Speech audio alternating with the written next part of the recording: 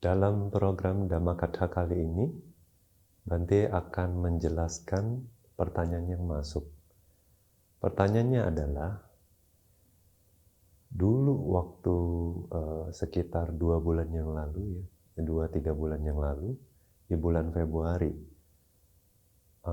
Bante ada membuat sebuah artikel yang dipost di akun sosial media Yayasan Dhammika Kalyana Sahaya.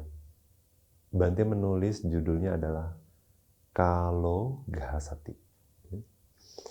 Jadi itu Bante ambil dari referensi kitab Jataka. Lebih tepatnya Mula Pariyaya Jataka. Paragraf 190. Kalimat palingnya seperti demikian. Kalo ghasati bhutani sabanewa sahatana yoca kalo gaso bhuto sa bhuta pacaning paci. Nah, umat-umat mungkin bertanya, beberapa mungkin langsung bisa memahami artikel tersebut, beberapa mungkin butuh penjelasan lebih mendalam. Jadi kali ini, Dhammakatha kali ini Bante ingin menjelaskan maksud yang mungkin masih tersirat di dalam artikel tersebut. Ya. Jadi Bante akan pelan-pelan bacakan artikelnya, lalu Bante akan jelaskan satu persatu. Jadi kalau terjemahan dari kalimat yang ditulis di kitab Jataka tersebut adalah waktu melahap makhluk-makhluk. Ia melahap semuanya, bahkan dirinya sendiri. Ada suatu makhluk yang mampu membuat api nafsu keinginan yang mampu menyebabkan makhluk-makhluk terbakar menjadi terbakar. Siapakah dia? Jadi dari paragraf ini maksudnya waktu atau kala. Kala itu adalah waktu diterjemahkannya. Jadi waktu sifatnya adalah melahap makhluk. Makhluk tidak bisa lolos dari kejaran waktu katanya. Waktu melahap semuanya, bahkan dirinya sendiri. Jadi nggak cuma makhluk hidup saja, tapi juga benda mati itu sepertinya selalu dikejar-kejar oleh waktu. Dilahap, ya pelan-pelan habis, dimakan oleh waktu. Bahkan waktu juga katanya memakan dirinya sendiri, melahap dirinya sendiri. Waktu juga akan berakhir, itu maksudnya ya. Ada suatu makhluk yang mampu membuat api nafsu keinginan yang mampu menyebabkan makhluk-makhluk terbakar. Jadi dijelaskan pertama, ada yang disebut sebagai api nafsu keinginan. Nah, ini mengacu kepada tanha ya, nafsu keserakahan, nafsu keinginan. Nah, nafsu ini dia sifatnya mampu menyebabkan makhluk-makhluk terbakar. Ini makhluk hidup berarti ya. Nah, kemudian ada suatu makhluk yang mampu membuat api ini terbakar. Jadi apinya dibakar lagi ya. Jadi api nafsu keinginan ini terbakar. Nah, siapakah dia? Dengan demikian Buddha memberikan sebuah syair dan seperti mengajukan pertanyaan. Nah, kemudian artikel tersebut dilanjutkan ya. Bante menulis, keberadaan waktu muncul karena adanya matahari dan bulan yang berotasi dan berevolusi. Demikianlah munculnya tahun, musim, bulan, hari, jam, menit, dan seterusnya. Nah, maksud Bante di sini adalah seperti kiasan gitu ya. Sesungguhnya kalau kita bertanya, kenapa waktu tidak dimasukkan ke dalam kebenaran hakiki? Nah, waktu kita belajar Abhidhamma, waktu tidak dimasukkan ke dalam baik fenomena materi maupun fenomena batin. Tapi kalau kita telaah secara lebih mendalam, ya, waktu secara tersirat meskipun tidak secara tersurat ditulis ya atau dijelaskan bahwa merupakan sebuah fenomena yang terpisah, tapi waktu sudah termasuk di dalam fenomena materi. Bagaimana kalau kita belajar Abhidhamma, ya, waktu kita mempelajari fenomena materi, dijelaskan bahwa secara kebenaran hakikinya atau paramattanya, fenomena materi bisa dipilah-pilah menjadi 28 fenomena. Nah, di antara 28 fenomena tersebut, 10 merupakan fenomena materi tidak nyata katanya, tidak sejati. Yang merupakan fenomena materi sejati itu mengacu kepada 18 saja katanya ya. Nah, di antara yang 10 itu ada di dalam bahasa Pali menggunakan istilah upacaya, santati, jarata, dan anicata. Ya. Upacaya itu mengacu kepada momen pertama kali kemunculan fenomena materi dalam satu kehidupan. Nah, ini mengacu di waktu munculnya kesadaran pertama di contohnya kalau untuk manusia di rahim ibu, ya, kemunculan makhluk di rahim ibunya. Disebut sebagai patisandhi cita. Nah, kemunculan patisandhi cita tersebut disertai katanya dengan fenomena materi. Makanya okantikane nama rupang anyamanya pacayena pacayo. Nah, kalau di Patthana dijelaskan bahwa kemunculan di momen patisandhi, fenomena batin dan fenomena materi muncul bersamaan dan saling bergantung satu sama lainnya. Nah, jadi kita tahu kemunculan pertama fenomena materi adalah di momen patisandhi. Nah, itu yang disebut sebagai upacaya. Kemudian santati disebutkan sebagai keberlangsungan. Ya. Sebetulnya terjemahan harafiahnya adalah keberlangsungan, tapi secara fenomena materi dia mengacu dari kemunculan setiap fenomena materi. Nah, jadi fenomena materi ini setelah kemunculan di momen patisandhi, selama kamanya belum habis, maka fenomena materi ini baik yang dihasilkan oleh kama, ya, terus batin, oleh suhu, dan oleh ahara. Ya. Nah, itu akan terus berlanjut. Nah, kalau kamanya sudah berakhir, maka fenomena materi yang dihasilkan oleh kama stop, tidak dihasilkan lagi. Gitu ya. Begitu juga dengan cita atau batin. Begitu juga dengan ahara atau yang dihasilkan oleh nutrisi. Nah, tapi katanya yang dihasilkan oleh utu atau suhu itu akan terus berlangsung hingga tubuh ini sisanya kan tinggal jasad. Nah, di jasad itu juga masih berlangsung terus ya, fenomena materi muncul dan lenyap. Nah, jadi setiap kali kemunculan dan kelenyapannya ya, fenomena materi itu kan kalau kelihatannya seperti rupa kalapa ya, karena fenomena materi ini tidak bisa eksis sendiri. Setidaknya katanya minimal harus eksis berdelapan katanya. Dan waktu eksis berdelapan itu kelihatannya di dalam batin seperti debu ya, atau setitik materi saja yang disebut sebagai rupa kalapa. Dan keberadaannya itu dia muncul, bertahan, dan lenyap dengan sangat cepat ya. Muncul lenyap dengan sangat cepat setiap waktu ya. Jadi sepanjang hidup sampai setelah menjadi jasad pun juga muncul lenyap terus, hanya yang dihasilkan oleh suhu. Nah, jadi setiap kemunculan dari fenomena materi tersebut ya, atau rupa kalapa tersebut, itu yang disebut sebagai santati. Nah, kemudian yang disebut sebagai jarata adalah keberlangsungannya. Kalau diterjemahkan secara harafiah disebut sebagai penuaan ya, atau usia tua, tapi dia mengacu kepada keberlangsungan dari rupa kalapa tersebut sampai sebelum lenyap. Ya. Nah, jadi singkat sekali. Dan yang berikutnya adalah anicata, itu mengacu kepada fase kelenyapannya. Jadi setelah berlangsung dan lenyap, setiap kelenyapannya disebut sebagai anicata. Nah, sebetulnya waktu terjadi karena fenomena materi ini ada kemunculan, bertahan, dan lenyap. Ada kemunculan, bertahan, dan lenyap. Kemunculan dan kelenyapan dari fenomena materi ini terus berlangsung, makanya secara tidak langsung terjadilah yang namanya fenomena waktu.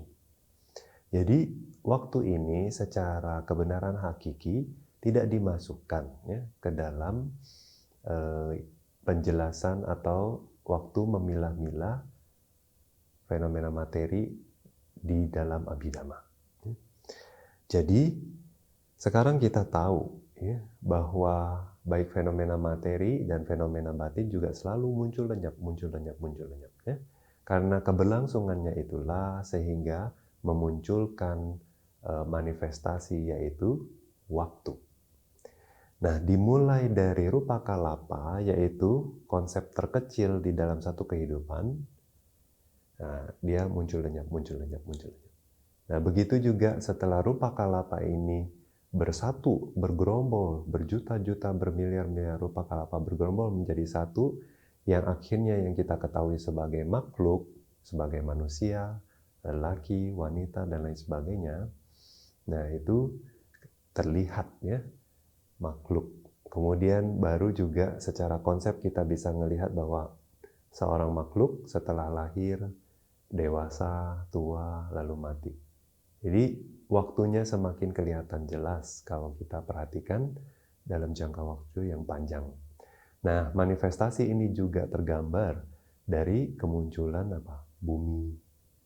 Dari yang tidak ada apa-apa, kemudian pelan-pelan akhirnya menjadi sebuah massa yang begitu besar, yang disebut sebagai bumi. Nah, begitu juga dengan matahari dan bulan. Nah, ini waktu kita tarik timeline-nya ya, jangka waktunya, kita bisa melihat bahwa dalam satu hari itu ada 24 jam. Ada yang namanya pagi, siang, dan malam. Nah, semua ini kan terjadi karena apa? Adanya matahari yang kelihatan muncul dari timur, kemudian tenggelam di barat. Ya. Nah, itu yang kita sebut sebagai pagi, siang, dan malam.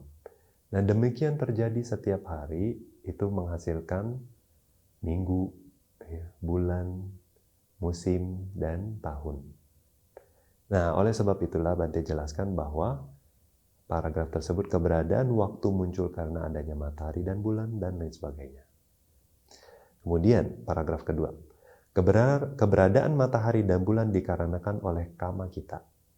Bagaimana kama bisa menghasilkan matahari dan bulan? Kita bilang bahwa kondisi bumi yang sekarang itu semua adalah tanggung jawab dari setiap makhluk yang tinggal di dalamnya. Kalau kita lihat dari cerita-cerita di Tipitaka misalnya, contohnya ada kisah seorang biku yang berlatih meditasi, kemudian sampai di akhir hidupnya pun meditasi. Dan pada saat meninggal, tiba-tiba lahir menjadi dewa. Dan di alam dewa tersebut, istananya sudah ada. Nah, dijelaskan bahwa sebelum biku itu terlahir sebagai dewa, istananya sudah ada, kemudian bahkan dayang-dayangnya, ya, penari-penarinya sudah datang duluan, sudah lahir duluan di alam surga tersebut, ya. Baru si biku ini setelah jadi dewa baru datang belakangan. Jadi tuannya datang belakangan, ya. Istananya udah terjadi duluan. Nah, itu kalau kita lihat kenapa istana itu bisa muncul, itu karena kekuatan kama si biku tersebut. Ya. Nah, jadi kondisi bumi yang sekarang, kita bisa bilang bahwa kenapa kita sekarang tinggal di kehidupan yang seperti ini dengan bumi yang kondisinya sudah seperti ini. Tidak seasri atau sealami zaman dulu. Gitu ya. Ya, karena itu juga tergantung kama kita.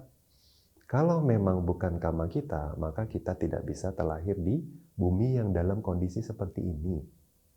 Dan kalau juga kama dari semua penduduk bumi itu sangat baik, maka kondisi bumi juga pasti sedang baik atau berlangsung baik.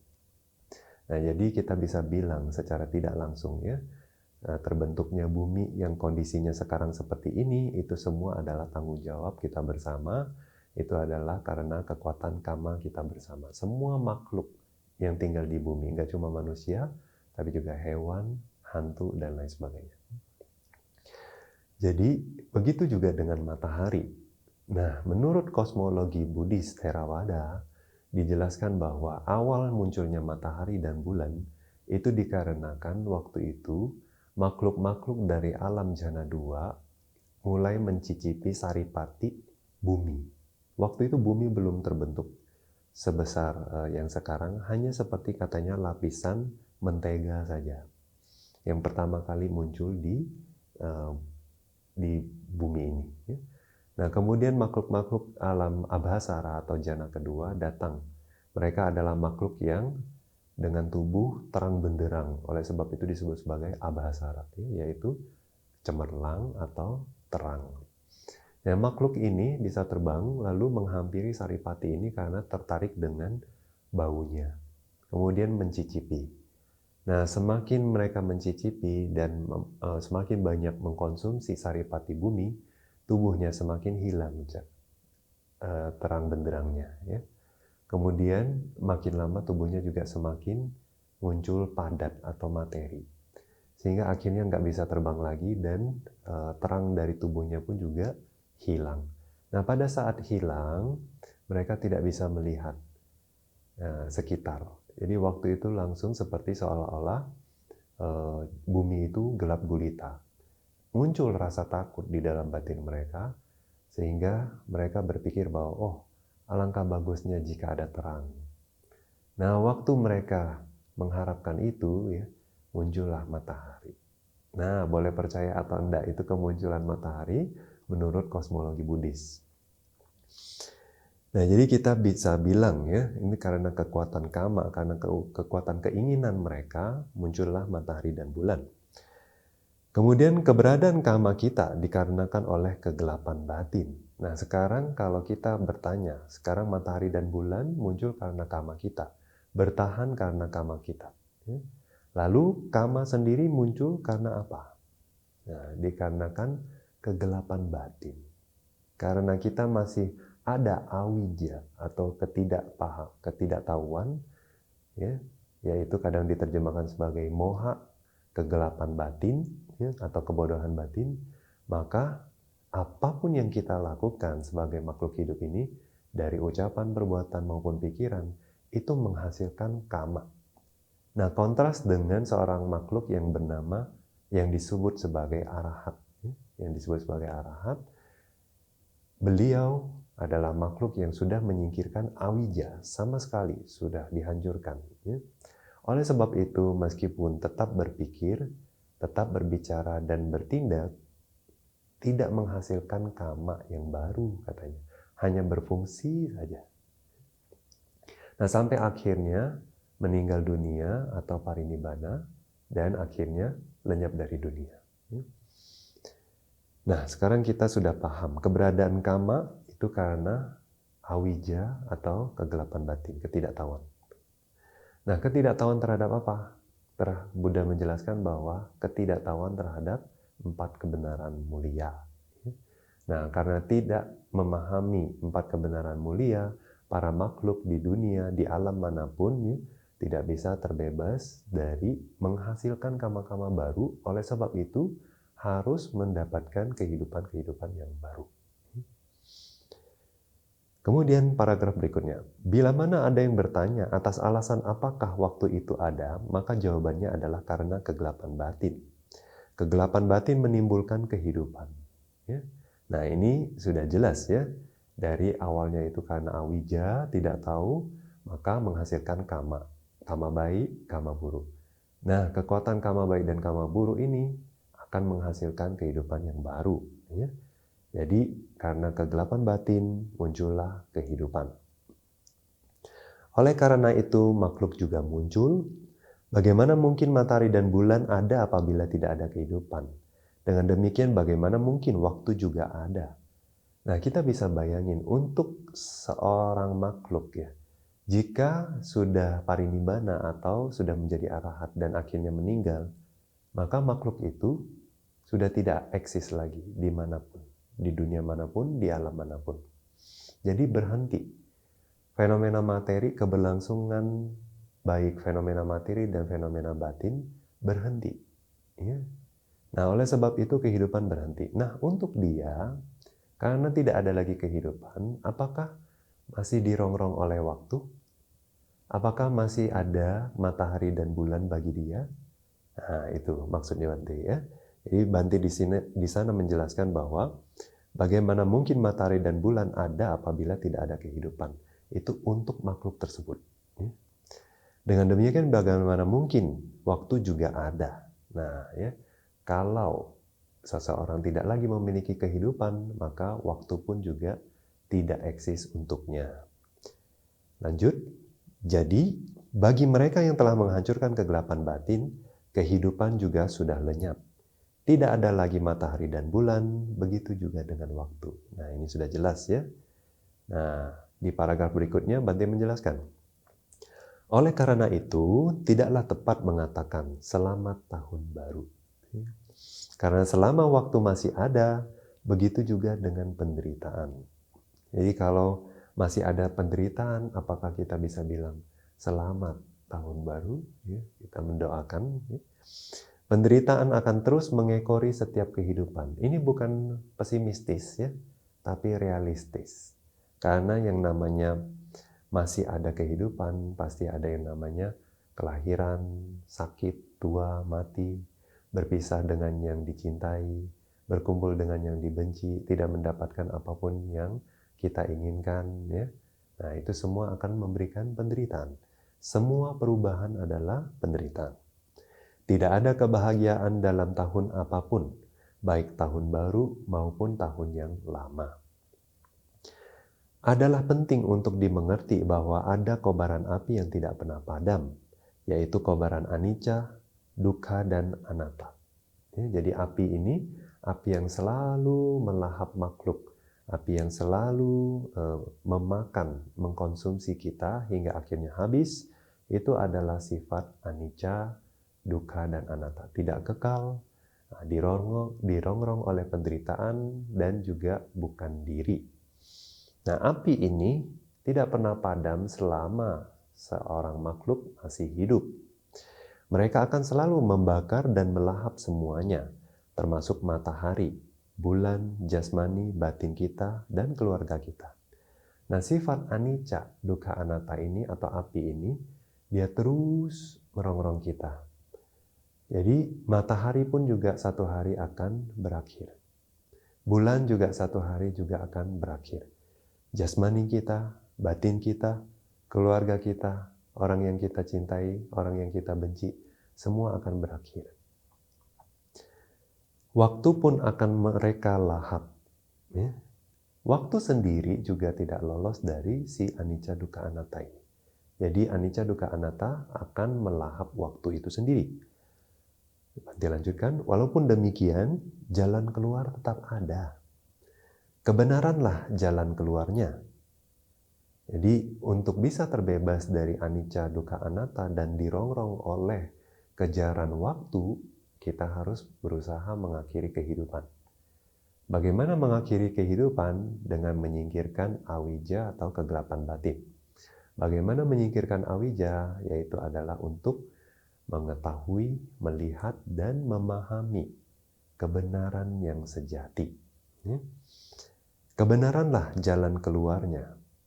Oleh sebab itu, Bante menghimbau di sini dan mengajak semua yang membaca artikel tersebut, apakah Anda siap menerimanya? Kadang-kadang kebenaran itu sudah terlihat oleh kita, sudah bisa diakses, dan kita pun juga memahaminya. Tapi batin kita masih sulit menerimanya. Jadi Bante menghimbau, apakah Anda sudah siap menerimanya? Menerima kebenaran tersebut. Jika Anda sudah melihatnya, apakah Anda siap mengatakan selamat tinggal? Anda mengatakan selamat tinggal adalah pada saat Anda menerima kebenaran itu. Kalau Anda belum siap untuk mengatakan selamat tinggal, Anda tidak mau melepas yang mana yang masih salah, dan Anda belum bisa menerima kebenaran sejati tersebut. Nah, oleh sebab itu di akhir artikel tersebut, Bhante menulis, semoga Anda semua tidak terlahap oleh waktu. Semoga Anda semua menjadi pelahap waktu, yaitu Sang Arahat. Ya. Dengan penutup ini, Bhante berharap bahwa semoga semua yang membaca artikel tersebut bisa pertama melihat kebenaran yang sejati. Kemudian setelah melihatnya, berusaha memahami dan menerimanya. Nah, jika Anda berhasil dan dapat menerima kebenaran sejati tersebut, Anda akan mencapai tingkat-tingkat kesucian. Perlahan demi perlahan Anda akan menyingkirkan awija, hingga akhirnya mencapai tingkat pencerahan yang tertinggi, menjadi seorang arahat yang sudah bebas dari awija, sehingga mengakhiri kehidupan dan terbebas dari rongrongan waktu, anicca, dukkha, dan anatta. Terbebas. Demikian penjelasan Bhante dalam program Dhammakatha kali ini.